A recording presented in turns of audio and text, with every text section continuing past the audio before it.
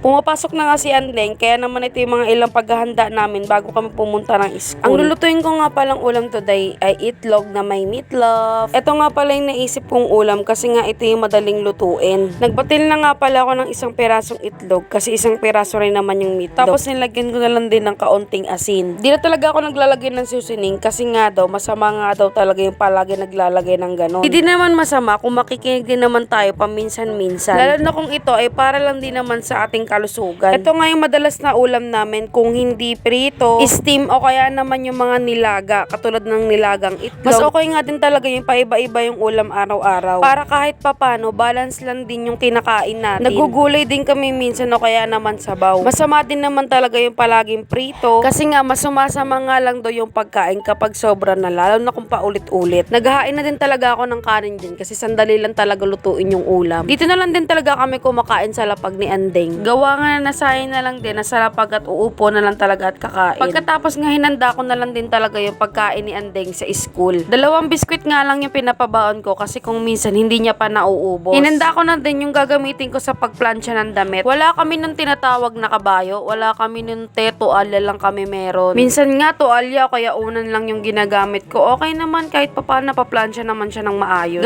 Ganto din talaga yung mga panahon na nag-aaral pa ako tapos nagpaplansya si mama ng mga uniform ko. Unan lang, palag-palag di naman kasi talaga uso dati yung mga kabayo-kabayo. Lalo na ngayon, di uso sa amin. Feeling ko dati kapag may ganun yung kapitbahay namin, mayaman na sila. Tapos yung plansya nila, di uling, gagi, ganda nun. Yung sa amin kasi di saksak eh. Pero mas lamang sila kasi yung plansya nila may kabayo eh. Ang dami naman kasi talaga nauuso mga plansya ngayon. Lalo na ngayon yung plansya na patayo, tapos hindi mo na kailangan ihiga yung damit. Bubugahan lang siya na mainit na hangin, tapos di na siya magiging gusot. Astig na mga modernong naiisip nila, no? Pero mas astig yung nakaisip ng plansya di uling. Kasi naisip niya yung paraan na pwede ka magplansya kahit walang kuryente. Sinong matalinong makakaisip nun bukod tanging siya lang? Minsan nga totropahin ko yun para kahit papano maging matalino man lang yung mga desisyon ko sa buhay. Ang ooy mo naman te, plansya lang yung pinag-uusapan, napunta ka na sa life mo. Bakit ba? Opinion ko yun eh. Plansya lang yung pinag-uusapan te, hindi buhay mo. Wala na, nag-away na, sarili laban sa sarili. Pinahinga ko nga lang yung sarili ko ng mga ilang minuto bago maligo. Kasi mahirap na, baka mapasma pa tayo. Alam ko namang hindi talaga doon nakukuha talaga yung pagkapasma, pero wala naman talaga mawawala kung maniniwala tayo. Mabilis nga lang talaga yung mga naging liguan dyan. Nakapagbihis na nga kami agad at nilagyan ko na nga din talaga ng towel yung likod ni Andeng. Gawa nga ng sobra talagang pawisin yung likod niya. Mahirap naman kasi talaga kapag natuyuan ng pawis. Naglalagay nga din pala ako ng pulbo para kahit pawisin, amoy Johnson pa din. Laking Johnson talaga yan si Andeng simulat baby pa talaga. Yun talaga yung mga ginagamit ko talaga nung bata pa siya. Sobrang hiyang kasi talaga siya nun. Ewan ko, siguro hiyangan lang talaga. Pero kung ako talaga tatanungin sa ibang mga baby brand talaga ng mga nagkakalabasa na ngayon, sa Johnson pa din talaga. Wala eh, consistent talaga ako dun. Bukod kasi talaga sa nagiging malambot yung skin ng baby, iba din kasi talaga yung nabibigay na bango ni Johnson. Hindi ito sponsor ha, nagbibigay lang talaga ako ng feedback. Tapos na nga tayo sa mala commercial na script. Ngayon naman isusuot ko na yung uniform ni Andeng. Sobrang excited niya nga dyan tuwing papasok at may patalon-talon pa. Di kasi ako ganyan kasaya nung nag-aaral ako ng kinder ako. Pagigisingin kasi talaga ako ni mama nung nakabusangot na yung mukha ko, tapos nagtatantrums pa ako nun. Paano ba naman kasi papaliguin ka na sobrang aga tapos yung tubig dun parang yelo talaga. Wala naman kasi talaga ako magagawa kundi sumunod na lang talaga nun kasi ayaw ko naman talagang mapalo. May necktie at may pabelt pa nga yung naging uniform ni Andeng dito. Madali nga lang siyang ipasok sa bawat butas ng uniform. Habang binibihisan ko nga siya dyan, naaalala ko yung mga panahong ganyang edad ko rin. Sinasabi ko na nga lang dyan, napakabilis talaga ng panahon, no? Parang kailan lang ako to, tas ngayon si Andeng na. Medyo madami talaga yung mga mangyayari. Follow for part 2.